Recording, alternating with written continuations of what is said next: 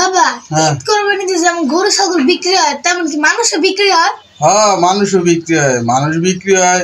তোর মনে কর খুবই কম টাকায়। তোর একটা ঈদের রোজার যে ঈদ আছে, ঈদের সময় একটা গরু ধর তোর দেখা গেছে 1 লাখ 1.5 লাখ টাকা পর্যন্ত বেচা যায় ঈদের সময়। আবার দেখা গেছে কোরবানিতে ছাগলও দেখা গেছে 15-20 হাজার টাকা বিক্রি করা যায়। কিন্তু এই যে নির্বাচন আইতেছে না, এই নির্বাচনের সময় একটা মানুষ 500 টাকায় বিক্রি হয়, 500 টাকা। এত কম দামে তার মানুষ তার বিবেক বিক্রি করে দেয়। 500 টাকায় 200 টাকায় আর বিবেক বিক্রি করে। মানুষ তো তোর মনে কর দেখা গেছে হ্যাঁ যে একটা অধিকার ভোট প্রয়োগ করা বা একটা স্বাধীন দেশে যে দেখা গেছে হ্যাঁ এর মতামত প্রকাশ করব, কিন্তু দেখা গেছে হ্যাঁ হ্যাঁ এই বিবেক এইগুলা কাজ করে না। 500 টাকায় মনে কর দেখা গেছে হ্যাঁ ভোট বিক্রি করে দেয়। ভোট বিক্রি করা মানে তো হ্যাঁ বিক্রি হওয়া।